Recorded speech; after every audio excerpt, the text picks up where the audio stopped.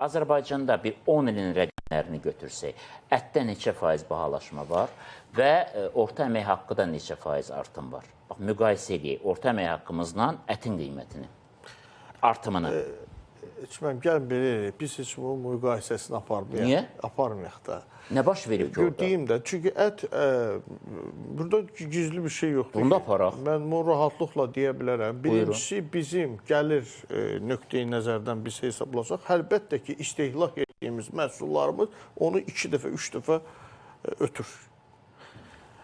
Bu bir mənalı. 10 il ərzində bizim orta əmək haqqında artım nə qədərdir? Neçə faizdir? 10 il ərzində biz 270-dən minimum əmək haqqımızı gətirmişik 400-ə. Yəni nə qədərdir artım? 50%-dan biraz. Bəs ətin qiyməti nə qədər qalxıb? Ətin qiyməti 2% qədər qalxıb da. Nə qədər? Misal üçün 2020 ildə götürsək 5 manatdan gəlib çıxartmışıq 20 manata. Elçin müəllim son 10 ildə dedi. Biraz bunu dala 2005-ci illə biz 2005-lə 25-i müqayisə eləməyək də. 10 manat. 10 manat da qalxmayıb. 5-6 manat qalxıb belə nisbət. Neçə faiz deməkdir? 12 manat idi. Mürvət müəllimin 2015-ci ildə 12 manat idi. İndi 16 manat, 15 manat, 17 manatdır əsasən. Hə? Demək, təhlükəli deyildi o qədər. Yoxsa təhlükəlidir rəqəm? Hər bir halda ümumiyyətlə gəlirimiz bu tərzdə müqayisə doğru deyil. Niyə? Mənim gəlirim nə qədər artıb, ətin qiyməti. Burada müqayisənin nə var ki? Aydın müəllim, niyə düz deyil müqayisə? Mən sizə üzr istəyirəm. Başqa faktor deyəcəm. Fuad müəllim minimum əmək haqqını götürdü, müqayisələndirdi. Biz quşçuluqda orta əmək haqqını qaldıranda 2015-ci ildə biz 500 manat alan əmək haqqısı olan bugün 1340 manat qalır. Rəqəmlər hər şey deyir. Son 10 ildə orta əmək haqqı təxminən 2,3 dəfə artıb. Mal ətinin qiyməti isə 2,7 dəfə artıb. Hə, Aydın müəllim. 2,3? 7 dəfə artıb, əmək haqqı isə 2,3 dəfə artıb. Orta əmək haqqından gedirsiz. Bəli, Hə, siz orta əmək haqqından. Məlumdur. Deməli, İndi dediniz ki, düz deyil o müqayisə. Yəni bir ətlə götürüb, yəni nə mənasında? Əmək haqqı və əmək haqqı. Biz bütün həyat amalımız ətə bağlı deyil axı. Yəni nə mənada? Ət məhsullarına bağlı. İstehlakımız sıfır. Amma deyildə bir insan 3 kilo ay ərzində. Aydındır. Söhbət burada ümumən istehlak səbətindən söhbət gedir. İstehlak səbətinin tərkibində, bütövlükdə istehlak səbətinin tərkibində indi ətin özünün xüsusi çəkisi nə qədərdir? Dedi 3 kilo. İstehlak səbətində bir adam başına düşən aylıq göstərici 3 kilodur. Yox, ümumi istehlak səbətində, çünki məndə o məlumat yoxdur. Yəni, biz nə edərik? Məsələyə biz həmişə... İstehlak səbəti biz bir kişinin deyək tutaq ki... Yəni, minimumu demirik, biz orta... Yox, aydındır. İstehlak səbəti. Yəni, əmək haqqının artımını ət və ət məhsullarının, quş məhsullarının artımı ilə müqayisə etmək heç bir belə analogiya yoxdur və belə metodologiya yoxdur. Mən elə gözləyirdim, Fatmalim elə deyəcək. Yox, mən sözün açığı... Mənə o metodologiya maraqlı deyil. Mən bilmək istəyirəm ki, mən neçə kilo ət ala biləcəm. Bax, mənə o maraqlıdır. Mən istehlakçıyam. Mən gedirəm marketə... Şərti sual idi.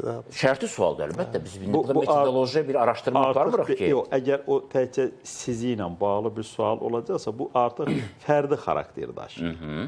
Fərdi xarakter daşıyır. Ona görə indi Fuad müəllim də iqtisadiyyatı çox, deyək ki, peşəgərcəsinə bilir. Fuad müəllim, belə analogiya yoxdur. Yoxdur. Yəni, hər biri bir müqayisə metodologiyası olmalıdır. Yaxşı, onda necə müqayisə eləyək? Ətin qiymətinin bahalaşmasının bizim büdcəmizə təsirini bilmək üçün. Necə müqayisə? Metodologiya var. Minimum istehlak səbətimiz tutaq ki, 500 manatsa, onun 3 kilosu nə tutur? Amma bu 3 kilonun kilo yarımı... Bir adamınki 500 manatdır, minimum. Yox, bilməm, ümumi istehlak səbətimiz nə qədərdir? Nə qədərdir, Aydın müəllim? Minimum istehlak səbətimiz. Fuad müəllim. Bizcə də, biz bütün aləmi qarışdırdıq. Mürvət müəllim dedi.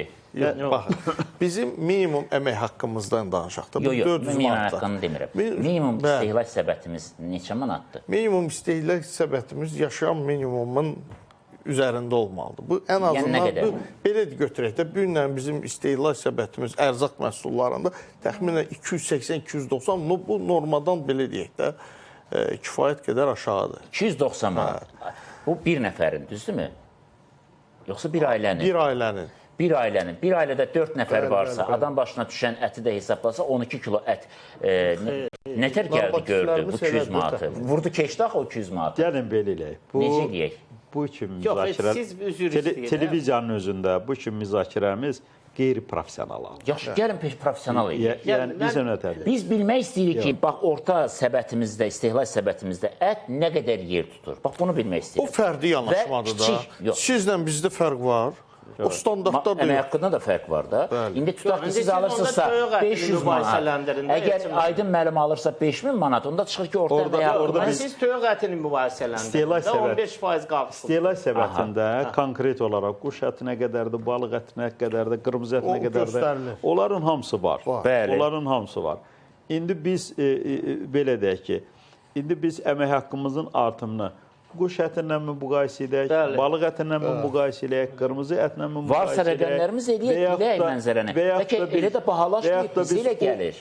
Və yaxud da biz un məmulatlarına müqayisə eləyək. Ona görə də konkret olaraq deməli istehlak səbəti var və minimum yaşayış həddi var, minimum əmək haqqı həddi var. Bunların belə deyək ki, bütövlükdə götürüb bu ayrı-ayrı iqtisadi kateqoriyaları, sosial deyək ki, bu ölçüləri ümumi əmək haqqı artımından və yaxud da bugünkü ət istehsalından müqayisə etmək, bir nəticəyə gələ bilməyəcək. Mən hansı nəticəni istəyirəm? Baxın, Mürvət mənim bayaq dedi ki, bu illər ərzində toyuğun qiymətində cəmsi 15% artım olub. Doğrudurmu? Bəli. Amma elə məsələlər var ki, elə yanacağından tutmuş və s. inflyasiyanın da gəlsə üstünə gör nə qədər dəyişiklik var. Bahalaşması elə də böyük rəqəm deyil. Biz bunu böyük görürük. Mən o gerçəyi bilmək istəyirəm. Buradan söhbət nədən gedir? Söhbət onunla gedir ki, əgər bu ətin bahalaşması hər hansı bir subyekt nəticəsindədirsə, biz onu belə deyək ki, bir dilə gətirə bilərik.